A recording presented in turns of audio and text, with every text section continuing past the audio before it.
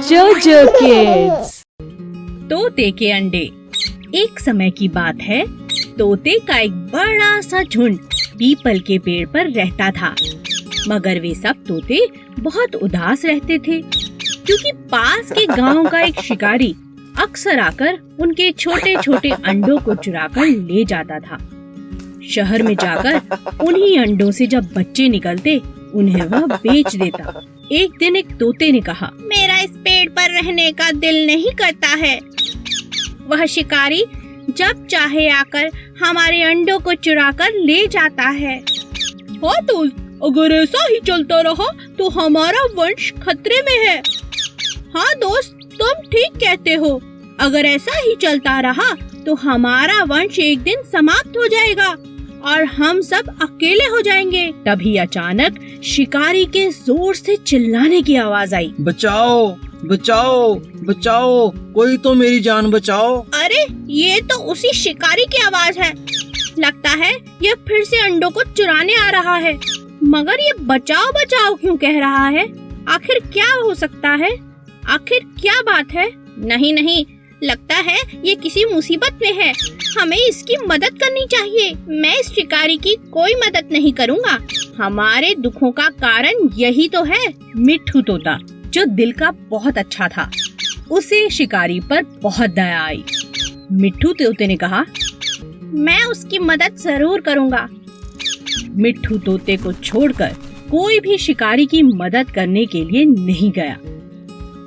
मिट्ठू तोता जब शिकारी की मदद करने पहुंचा तो उसने देखा शिकारी दर्द से तड़प रहा है और उसके पैर पर सांप के दांतों के निशान हैं। लगता है शिकारी को सांप ने काटा है। मुझे इनकी जान बचानी होगी। मिट्ठू तोता तुरंत वैद्य जी के पास गया और उन्हें लेकर शिकारी के पास आया।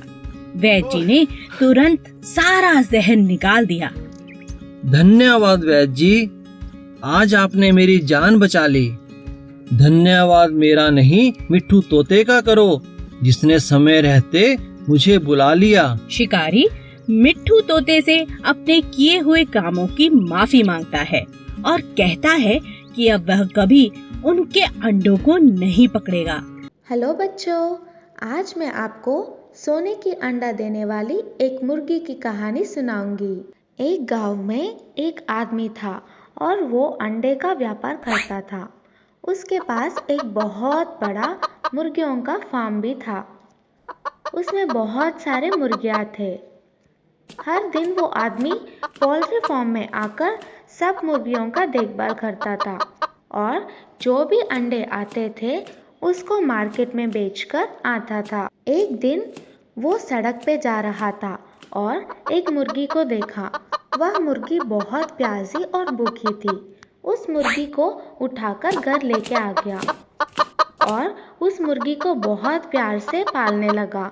धीरे धीरे उस मुर्गी तंदुरुस्त बन गई और वो आदमी उस मुर्गी की बहुत ख्याल रखने लगा।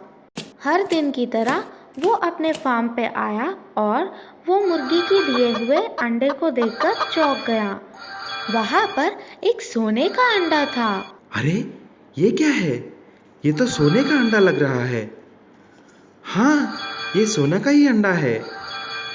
मेरी तो किस्मत निकल पड़ी। अब मजा आएगा, मैं अमीर बन जाऊंगा। उस दिन के बाद हर रोज वो मुर्गी एक सोने का अंडा देती थी। उस अंडे को लेकर वो आदमी सब जरूरत की चीजें खरीदने लगा। कुछ ही दिन में वो गाड़ियाँ, एक बड़ा सा मकान और बहुत सारे गाय और बैल भी खरीद लिया। एक महीने के बाद उसको घर में खरीदने के लिए कुछ भी नहीं बचा। इतने में उसके मन में लालच की वजह से एक बुरी ख्याल आया। वो उस गांव में और सारे दुनिया में सबसे अमीर आदमी बनने की सोच में पड़ गया। अगले दिन वह फार्म में जाकर देखा तो एक ही सोने का अंडा दिखाई दिया। तब तक उसका मन लालच से भर गया था। ये रोज रोज एक अंडे को लेकर सबसे अमीर आदमी नहीं बन सकता। क्यों ना आज मैं इस मुर्गी को काट कर सब अंडे एक ही बार निकाल देता हूँ और इस दुनिया में बहुत बड़ा अमीर आदमी बन जाऊँ। और वो आदमी लालची से उस मुर्गी की पेट काट डाला। काट के देखा तो उसमें कोई भी अंडा नहीं था। हे भगवान, ये क्या हो गया? इस मुर्गी के पेट में एक भी अंडा नहीं है। अब मैं क्या करूं? मेरी लालची की वजह से बहुत बड़ा नुकसान हो गया। तो बच्चों, इस कहानी से हमें यह सबक मिलता है कि लालच की वजह से हमेशा नुकसान ही होता है। जंगल के बीचों बीच एक गुफा थी जहाँ एक सियार रहता था। एक दिन वह पानी और भोजन की तलाश में गुफा से बाहर निकला। तभी उस जंगल का राजा शेर, जो दिन भर भोजन की तलाश कर थक चुका था, गुफा के अंदर जाकर आराम करने लगा। शेर ने सोचा कि रात होते ही जो जानवर इस गुफा में रहता है वह जरूर वापस आएगा, तब वो उसे खाकर अपनी भूख को शांत कर लेगा। यह सोचकर शेर गुफा में आराम करने लगा और जब ये सियार अपनी गुफा में पहुंचा तो अचानक उसने गुफा के द्वार पर शेर के पंजों के निशान देखे। कहीं मेरी गुफा के भीतर राजा शेर तो नहीं? जरूर कुछ गड़बड़ है। मुझे अंदर जाने से पहले पता लगाना होगा, नहीं तो आज राजा शेर मुझे अपना भोजन बना लेगा। सियार बहुत समझदार था। उसने अपनी गुफा के अंदर द्वार और आसपास बहुत ध्यान से देखा। उसने पाया कि राजा शेर के पंजों के निशान भीतर जाने के हैं, परंतु बाहर आने के नहीं। बस इसी बात से वह अब समझ चुका था कि राजा शेर गुफा के अंदर ही था। तभी उसने एक उपाय निकाला और गुफा के बाहर से जोर से आवाज लगाई, गुफा, ओ मेरी गुफा, लो मैं आ गया। रोज की तरह मेरा स्वागत करो, तभी मैं अंदर आऊंगा। राजा शेर ने जब सियार की आवाज को सुना तो उसे लगा कि वह एक जादुई गुफा में है जो बोलती भी है, पर आज उसके डर से वह चुप है। क्यों ना मैं ही आवाज लगाकर सियार का स्वागत कर दूं? ये गुफा तो मेरे कारण आज बहुत डरी हुई है। कहीं मैं अपने शिकार से हाथ न धो बैठूं। आपका स्वागत है मेरे दोस्त, आओ भीतर आओ। शेर ने सियार का स्वागत किया। सियार ने ठीक सोचा था, गुफा में शेर ही था। सियार अपनी चाल में कामयाब रहा। सियार वहाँ से भागा और अपनी समझदारी से शेर का भोजन बनने से बच गया। लोमड़ी और कौवा। एक बार कालू कौवे को एक बड़ा चीज का टुकड़ा मिला। वो बहुत खुश हो गया। खुशी खुशी चीज के टुकड़े को लेकर अपने घोंसले के पास जाकर बैठ गया। तभी वहाँ से सोमी लोमड़ी निकली और उसकी नजर कालू कौवे पर पड़ी। कालू के मुंह में चीज का टुकड़ा देखकर सोमी लोमड़ी के मुंह में पानी आ गया और किसी भी तरह चालाकी से अब वो वह टुकड़ा पाना चाहती थी। तभी उसके दिमाग में एक उपाय आया और उसने कालू से कहा, कालू दोस्त, तुम कैसे हो? अच्छा हुआ तुम मिल गए।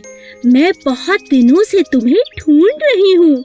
सच, तुम जैसा सुंदर कौवा पूरे जंगल में नहीं है और तुम्हारी सुंदर आवाज सुनने को मेरे कान तरस रहे हैं। तुम कितना मधुर गाते हो, तुम्हारा रंग कितना प्यारा है। तुम बहुत ही अच्छे कौवे हो। तुम्हारा जैसा कौवा पूरे जंगल में नहीं है। मैंने कभी किसी कौवे को इतना अच्छा गाते हुए नहीं सुना। आज तुम कुछ अच्छा सा गाकर मुझे सुना दो प्लीज। कालू अपनी इतनी तारीफ सुनकर मन ही मन बहुत खुश हो गया।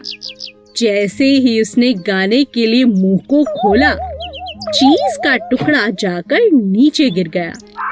सोमी लोमड़ी ने जैसा सोचा था वैसा ही हुआ और वो चीज का टुकड़ा उठाकर भाग खड़ी हुई। बेचारा कालू। अब कालू को समझ आ गया था कि सोमी लोमड़ी चीज का टुकड़ा पाने के लिए ये सब मन घड़न तारीफ कर रही थी। बेचारा कालू अपने चीज के टुकड़े से हाथ धो बैठा। आलसी तोता। एक पेड़ पर 2 तोते रहते थे, किट्टू और मिट्ठू। एक बहुत आलसी और दूसरा बहुत ही समझदार था। एक दिन समझदार तोते ने देखा कि पेड़ की जड़ से एक बेल निकल गई है, जो पेड़ का सहारा लेकर चढ़ती जा रही है। अरे देखो, हमारे पेड़ पर एक बेल ऊपर की तरफ आ रही है। चलो मिलकर इसे काट दें। मुझे तुम्हारी सहायता चाहिए दोस्त। मैं अकेले इस बेल को नहीं काट सकता। आज तो मैं बहुत थका हुआ हूँ, हम कल काट लेंगे। ठीक है दोस्त, पर हम कल इसे जरूर काट लेंगे। अगले दिन फिर से तोते ने मिट्ठू को आवाज लगाई। मिट्ठू मिट्ठू देखो, बेल तो दिन प्रतिदिन लंबी होती जा रही है। आओ इसे काट दें। कहीं शिकारी आ गए तो इसके सहारे हमारे बच्चों तक पहुंच जाएंगे। तुम्हें इतनी जल्दी क्या है, कर लेंगे। मिट्ठू तुम बात को समझो, अभी तो बेल नाजुक है, मिलकर हम इसे काट सकते हैं। अगर ये सख्त हो गई तो इसे काटना बहुत मुश्किल होगा।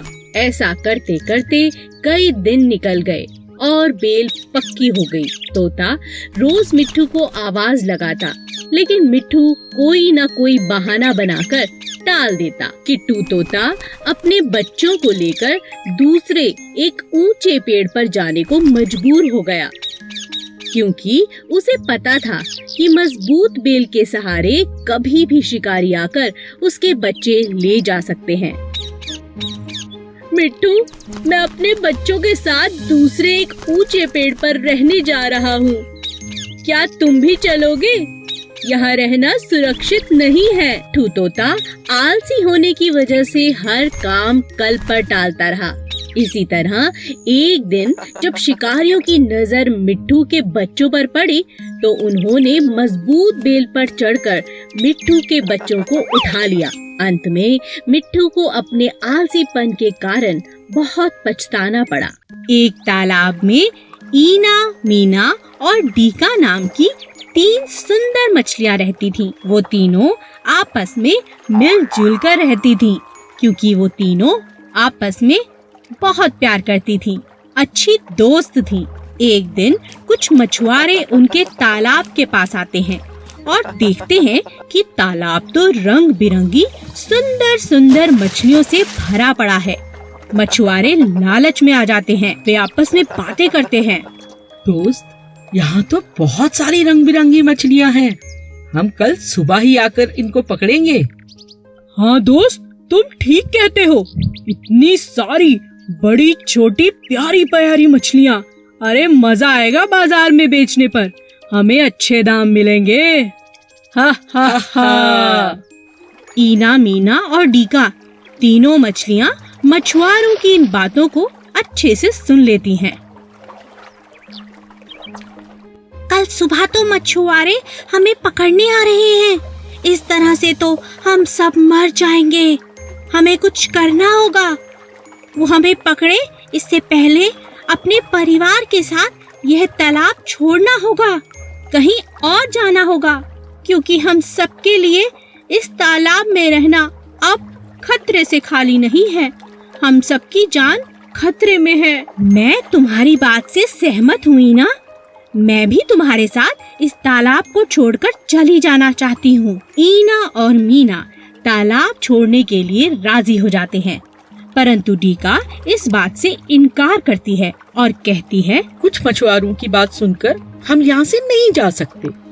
मेरी तो यही सलाह है कि हमें यहीं रहना चाहिए और हिम्मत के साथ मुसीबत का सामना करना चाहिए। मछलियाँ 2 टोलियों में बट जाती हैं। कुछ इसी तालाब में टिकी रहती हैं, तो कुछ तालाब को छोड़ने की बात करती हैं और कुछ ईना मीना के साथ तालाब को छोड़कर चली जाती हैं। अगले दिन मछुआरे अपनी योजना के मुताबिक तालाब के पास आते हैं और सारी मछलियों को लेकर चले जाते हैं। मुसीबत आने पर हमें समझदारी से काम लेना चाहिए। आलसी गधा।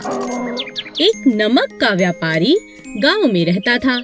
वह नमक की बोरियां शहर जाकर बेचता था। उसके पास एक गधा भी था जो बहुत आलसी था। व्यापारी अपने गधे का बहुत ध्यान रखता था, उसे अच्छा खाना भी देता और बहुत प्यार भी करता। गधा बहुत ही आराम परस्त था। एक दिन जब व्यापारी नमक की बोरियां लेकर शहर जा रहा था, तभी रास्ते में एक नदी आई। व्यापारी अपने गधे के साथ नदी पार करने लगा।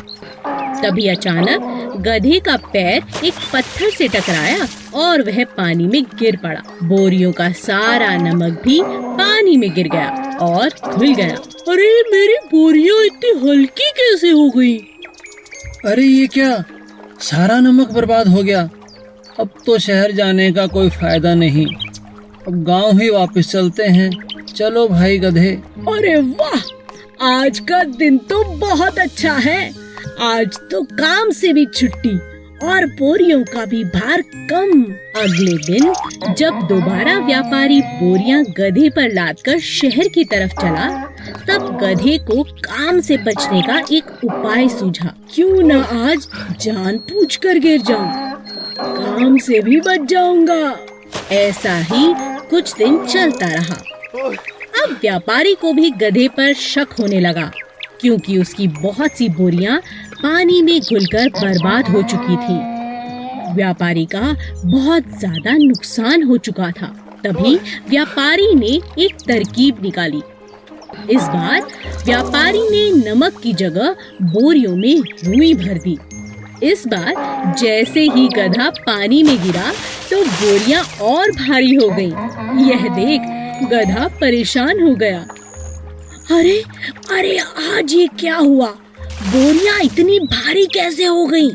लगता है सेठ जी को मुझ पर शक हो गया है। बहुत दिनों से तुम मुझे बेवकूफ बना रहे थे। आज के बाद ऐसी गलती मत करना, समझे? समझ गया सेठ जी, समझ गया। Please subscribe.